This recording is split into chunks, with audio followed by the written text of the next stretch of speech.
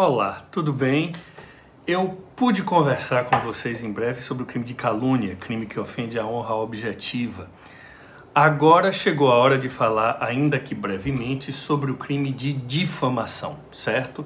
A gente vai falar agora sobre o crime de difamação, que trata da imputação de fato ofensivo à reputação. É o que diz o artigo 139 do Código Penal. O artigo 139 do Código Penal diz: difamar alguém imputando-lhe fato ofensivo à reputação, pena detenção de 3 meses a 1 ano. Trata-se, portanto, de um crime de menor potencial ofensivo, pena máxima de 1 ano, que deve ser, em princípio, julgado pelos juizados especiais criminais, certo? Lembrando que os crimes de juizado são os crimes cuja pena máxima não ultrapassa 2 anos.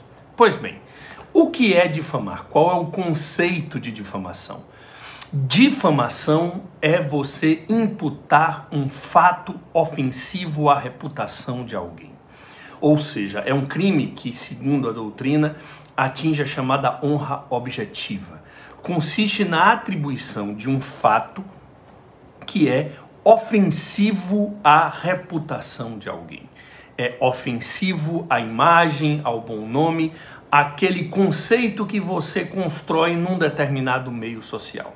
Então você difama alguém, atribuindo a alguém um comportamento que pode ser ofensivo à reputação do sujeito passivo desse crime, certo?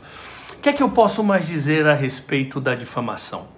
Então, o conceito como imputação de um fato ofensivo à reputação, fato não criminoso, porque se o fato for criminoso, o crime será o crime de calúnia.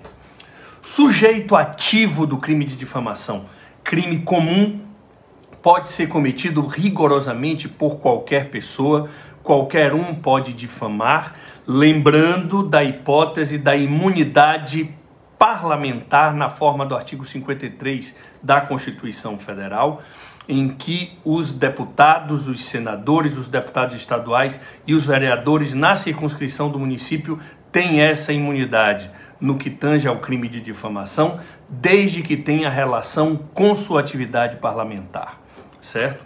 Também posso dizer que na forma do artigo 142 do Código Penal, não constitui difamação punível a ofensa irrogada em juízo pela parte na discussão da causa, imunidade que também é do advogado na forma do artigo 7º, parágrafo 2º do Estatuto da OAB. O advogado tem imunidade no que tange ao crime de difamação, assim como a parte em juízo na discussão da causa. E qual é a diferença?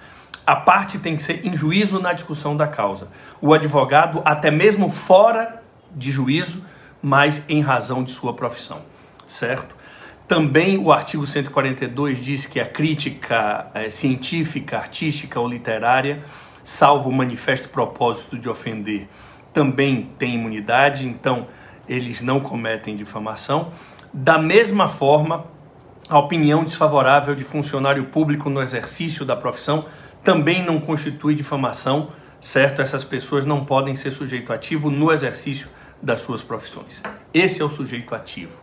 E quem é o sujeito passivo do crime de difamação? O sujeito passivo pode ser aí pessoa física e pessoa jurídica, certo? É já entendimento pacífico nos tribunais superiores, ainda há alguma controvérsia nos tribunais estaduais, mas o entendimento é que pessoa jurídica pode ser sujeito passivo de difamação, porque pessoa jurídica tem honra objetiva, ela tem reputação, ela tem imagem, ela tem bom nome, tanto que ela pode sofrer dano moral. Existe uma súmula do STJ, a súmula 227, ou seja, súmula há mais de 20 anos, que diz que a pessoa jurídica pode sofrer dano moral. Então, nesse caso específico, pessoa jurídica pode ser difamada. Então, se eu digo que uma determinada empresa costuma vender produtos vencidos, se uma determinada empresa costuma sonegar impostos, se uma determinada empresa, ela naquele momento, ela praticou uma conduta só com o intuito de lucro e pouco se importando com seus consumidores ou com seus colaboradores, isso pode ser considerado crime de difamação, certo? Pois bem, Feito isso, a gente tem que falar do tipo objetivo. A difamação é um pouco diferente da calúnia, porque difamar é imputar a alguém um fato ofensivo à reputação. Diferentemente da calúnia, o fato não precisa ser criminoso, porque se o fato for criminoso, o delito será o delito de calúnia. Aqui é um fato ofensivo à reputação de alguém. É um crime de forma livre, pode ser cometido por qualquer meio, mas lembrando, tem que ser a atribuição de um fato, de uma conduta determinada. Não é a atribuição de uma característica.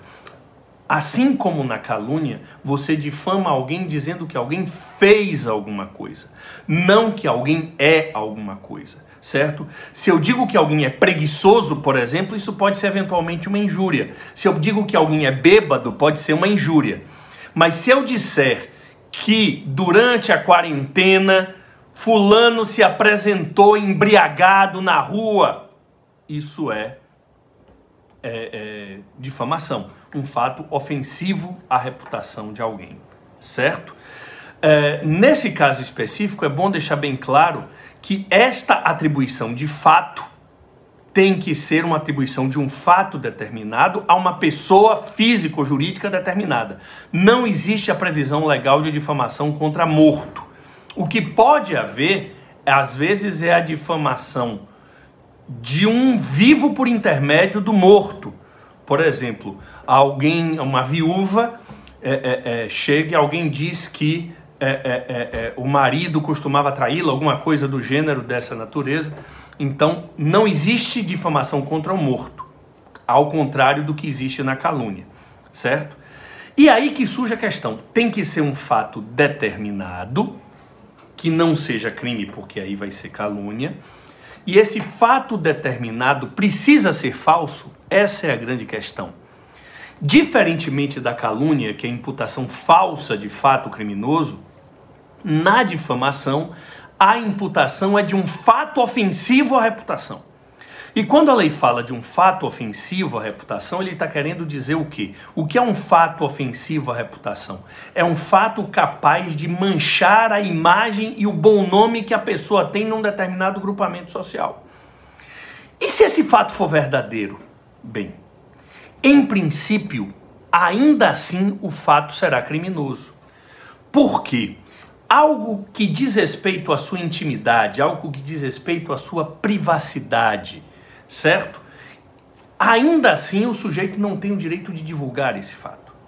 Então, se o sujeito tem algum tipo de comportamento íntimo, certo? Ainda que verdadeiro, ninguém tem o direito de divulgar esse fato. Por isso mesmo é que a regra na difamação é não caber exceção da verdade. Existe difamação de fato verdadeiro? Existe. Desde que o fato diga respeito à sua intimidade, à sua privacidade, certo? E o sujeito divulgue, certo? Então, o que é que acontece? Se alguém, por exemplo, gosta, sei lá, de andar em casa colocando cocô na cabeça, isso é um problema da pessoa. Ninguém tem que divulgar esse fato publicamente, certo? Então, é bom que deixar bem claro, só se admite a exceção da verdade, a única hipótese em que a difamação precisa ser falsa é quando se tratar de funcionário público e a ofensa for relativa ao exercício de suas funções. Então vamos supor que eu diga que um magistrado vai fazer uma audiência usando somente uma sunga vermelha. Se este fato for verdadeiro, não configura difamação. Por quê? Porque a conduta de um funcionário público relativo ao exercício das suas funções é de interesse público. Por isso, nessa hipótese, cabe a exceção da verdade. Só vai haver difamação se o fato for falso, certo? Então, a pergunta é, cabe difamação de fato verdadeiro? A resposta é sim, se o fato disser respeito à sua intimidade, à sua privacidade, ou seja, ninguém tem o direito de divulgar tais fatos, ainda que verdadeiros. Mas, quando se tratar de funcionário público, a imputação tem que ser falsa. Porque se a imputação for verdadeira, não é difamação, tanto que nessa hipótese cabe a exceção da verdade, ok? Além disso, existe um dispositivo controverso no Código de Processo Penal que fala da chamada exceção de notoriedade. O que é a exceção de notoriedade? Alguns dizem que se admite ou não. Na difamação, é quando você alega que o fato ofensivo à reputação é notório. Vamos supor que um sujeito acuse uma pessoa, vamos supor, um ministro religioso, de ter tido um comportamento promíscuo no carnaval, certo? Então, dentro dessa linha, se alguém faz essa imputação e essa imputação é de conhecimento público, apareceu nas mídias, nas redes sociais, as imagens dessa pessoa, nesse caso, não haveria difamação em virtude da notoriedade do fato, certo? Ou seja, a notoriedade tem que se dar no âmbito em que a ofensa for divulgada, né? Agora, o comentário de que algo ocorreu com pessoas que já conheciam o fato, se o fato é notório, não configura difamação, certo? No que tange ao tipo subjetivo, eu tenho que dizer que a difamação é dolosa, só há difamação dolosa, certo? Nesse caso específico, e tem que ter o chamado animus diffamandi. É um delito de tendência, como eu disse para vocês. Não há difamação se o intuito é narrar, se o intuito é defender, se o intuito é brincar, ou o ânimo jocante, como se fala, certo? Assim como na calúnia, a difamação se consuma quando o fato chega a conhecimento de terceiro, que não a vítima, certo? Então nós temos essa peculiaridade. E é importante dizer para vocês, cabe tentativa de difamação? Caberia, se a difamação for praticada por escrito. Pois bem, o que é que mais eu posso dizer para vossas excelências aqui? Eu posso dizer para vossas excelências que quando a gente fala de difamação, o fato ofensivo à reputação é algo muito controvertido. Existem fatos que são manifestamente ofensivos à reputação. São comportamentos que violam um mínimo de moralidade, certo? E que aí poderiam atingir qualquer pessoa. Só que existem outros tipos de acusação que vão configurar difamação ou não, dependendo da imagem que a pessoa tenha no grupamento social. Eu dei há pouco a exemplo de uma pessoa que teve um comportamento promíscuo no carnaval. Isso para um ministro religioso pode configurar uma difamação. Isso para outras pessoas pode ser até um fato elogioso. Olha, eu fiquei com 10, 20, 30 pessoas no carnaval. Certo? Então tudo isso tem que ser analisado com muito cuidado no caso concreto. Para respeitar o prazo de 15 minutos, já tenho 13 minutos, então vou encerrando. É isso que nesse momento eu queria dizer sobre difamação. Mais adiante eu vou falar sobre injúria para vocês, tá certo?